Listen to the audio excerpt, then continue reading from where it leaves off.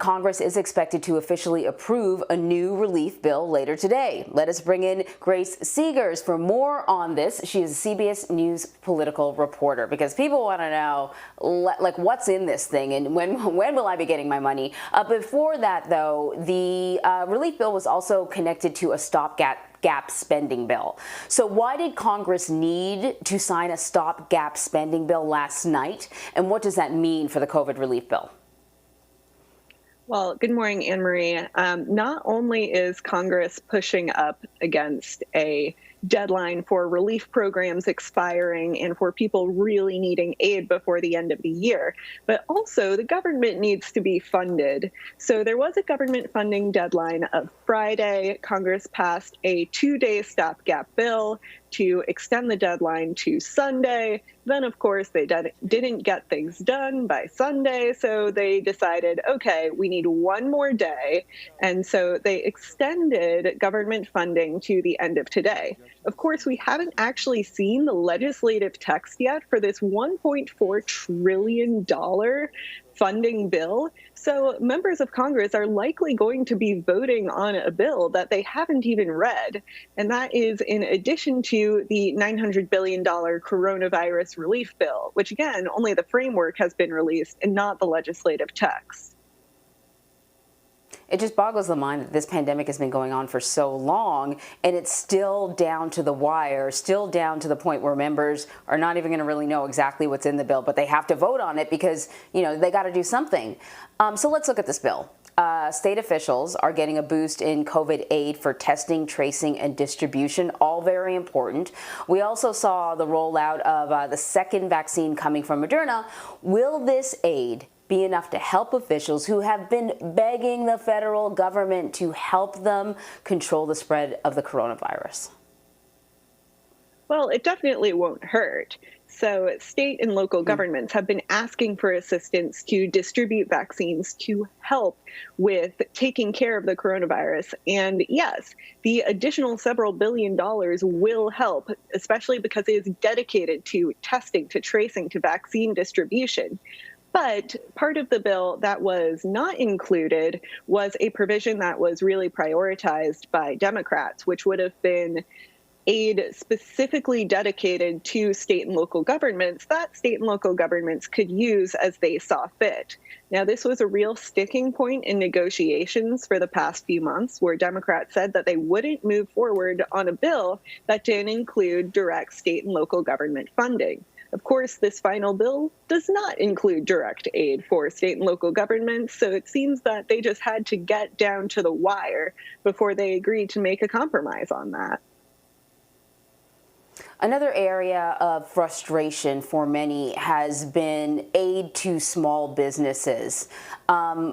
Were there any concessions made? And I'm hoping that, you know, there were some changes to the policy that would help small businesses fare better than they did with the last bill that, you know, you've seen several stories, a lot of reporting on how a lot of large corporations ended up benefiting big time from the previous stimulus package, and some smaller businesses got left out.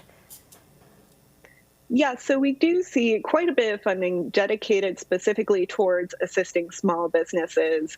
There was a compromise on behalf of Republicans where liability shields for companies and institutions was a very big priority for Senate Majority Leader Mitch McConnell. And eventually he agreed to have that not included in this section, in this portion of relief aid. But on top of that, we're seeing billions of dollars going to the Paycheck Protection Fund, Paycheck Protection Program, which is intended to aid small businesses. And as you mentioned, last time around, a lot of this aid actually went to large corporations. So now we're seeing a specific amount, $12 billion, going to very small businesses specifically, and specifically to minority-owned businesses. So hopefully having that dedication of funds specifically for these small businesses will make a difference. We're also seeing seeing about $15 billion go to venues and stages and theaters, which, while they may be larger businesses, could really use the assistance. So we're seeing dedication to looking at the arts in a way that we hadn't seen in the previous bill. One thing that the president really wanted that's included is direct payments to Americans, stimulus checks. He asked for that over the weekend, or tweeted for it. So that's going to happen just like it did during the last stimulus bill, but there's less money this time around. So yes, for individuals making under $75,000 per year, last time around under the CARES Act, they got $1,200 in direct payments. This time around, it is only $600 in direct payments, but it's slightly more for dependents because last time around children got $500 per child. This time around, it's $600 per child or dependent. So in some ways, yes, it is half the size, but for families with dependents, it will be slightly more aid.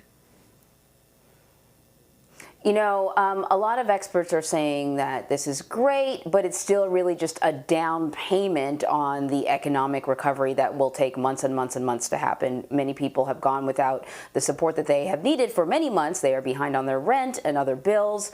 This is most likely the last bill to be passed by Congress on the economy until Joe Biden is sworn in. What does this mean for the incoming Biden administration? What are they going to have to do once they get into office to redirect the economy?